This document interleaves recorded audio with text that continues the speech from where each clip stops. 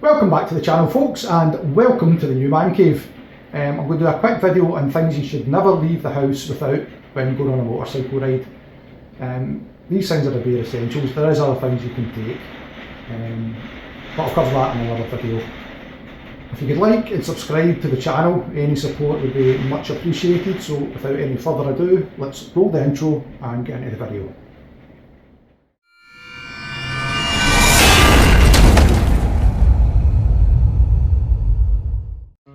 Split this up into different sections. First of all, we've got emergency maintenance, and then security, and then comfort and convenience.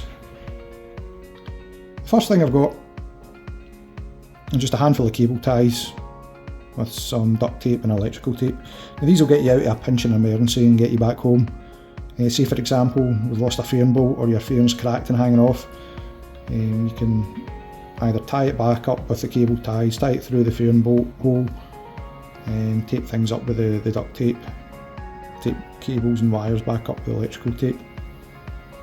That sits underneath the seat of the Multistrada. Nice and neat, doesn't take up much room at all.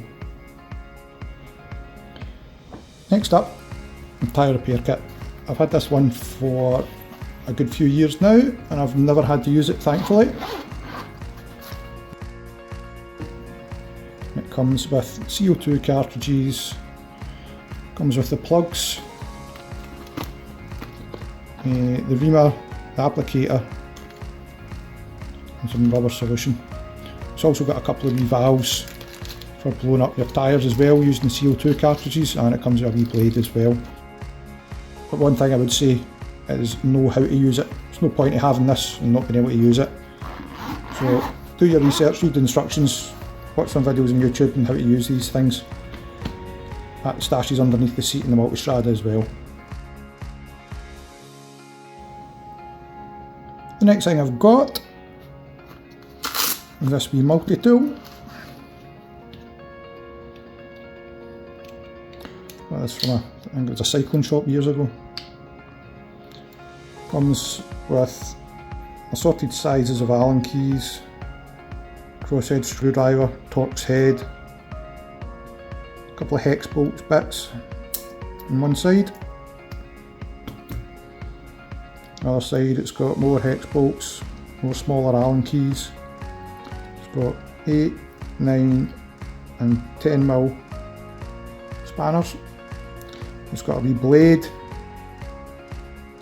a straight edge and a serrated edge.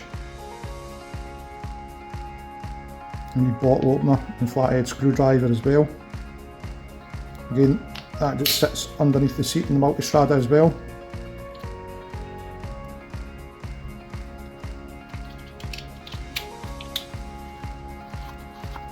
Next up, I've got this Oxford Mini T disc lock, which clips on your brake disc, and the minder. These things are more valuable than this sometimes. Make sure you have the minder and make sure you have it somewhere you can see it and you don't drive away with the lock still on your brake disc. I know a few folk that have done that, thankfully never done it myself. Some people attach them onto that and take it up to one of the bars. I put it right across the handlebars so it's right in front of me and I don't forget. Again, it's more a deterrent than anything else. If someone is wanting to steal your bike, the chances are they're going to get it. The people will be going out and about with angle grinders or just lift your bike into the back of a van and take it, but just be more mindful where you're parking your bike.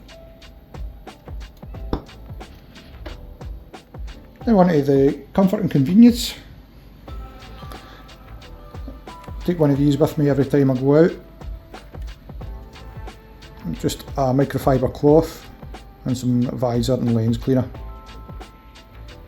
Anybody that's been out a late evening run in Scotland will know the midges just attracted to your visor.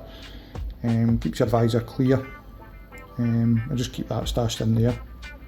One of the missus hair bobbles around it, stops it scratching the screen rather than an elastic band. Next, earplugs. I know a couple of folk that don't ride with earplugs. I don't know how they do it. They must have tinnitus like no man's business.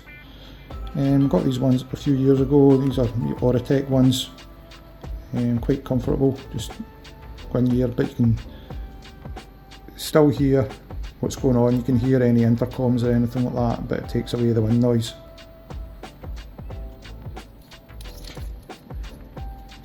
Not been using them as much since I invested in these. These are a pair of custom moulded earplugs that plug straight into my intercom. Got these down at the NEC Motorcycle Live a couple of years ago. Ultimate Ears were there, they done the moulds for you. A couple of weeks later these come through the door. The benefit of these is they're good at noise cancelling and you can hear your intercom a lot better. You can put the volume right down and that saves the battery in the intercom. So if you're listening to music or you've got a group ride, your battery in your intercom will last a lot longer. And speaking of which, onto the intercom, the one I use is a Cardo Pack Talk Bold. Got this a few years ago again.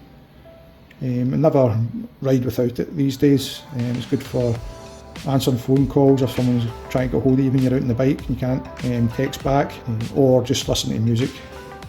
It's good if you're a part of a big group as well. They connect to quite a lot of intercoms. So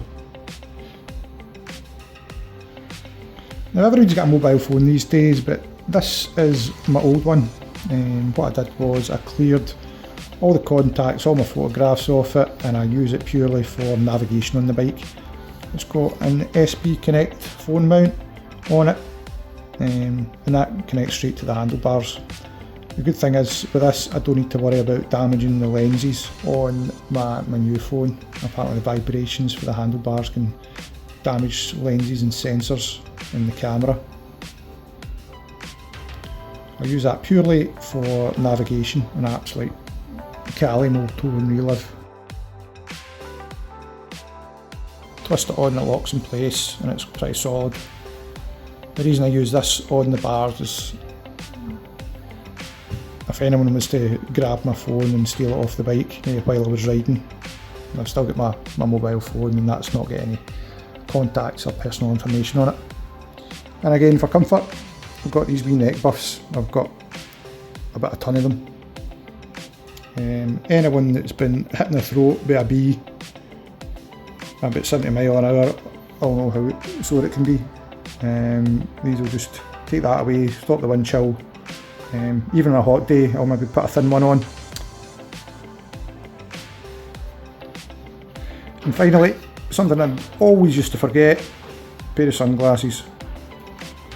It's all fair and well having the dark tinted visor when you're riding in sunny weather.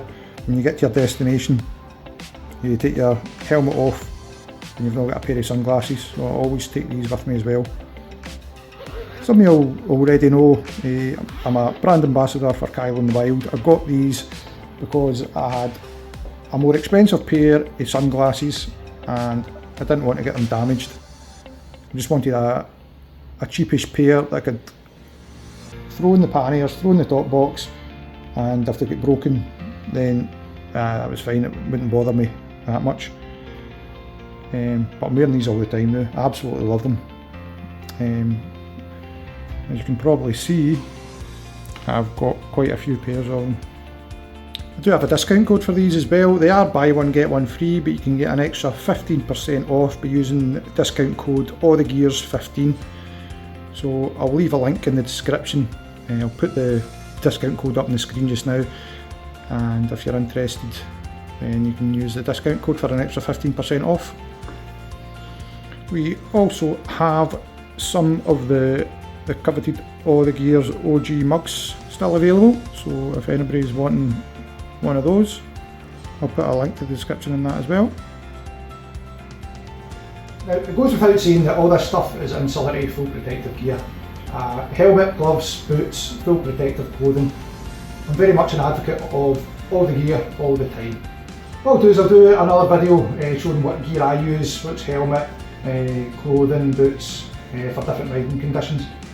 If you think there's anything else I've missed from the essentials list, just drop a comment in the comment section below and let me know what you take, what you don't take, which you think's not needed, what you think is needed. If you made it this far, thanks very much for sticking around. I hope you find some of the tips in the video useful, so that if you're ever stuck with the side of the road and you've got a nail in your tyre, you've got a tyre repair kit. Just remember, it's not a disaster, it's an adventure.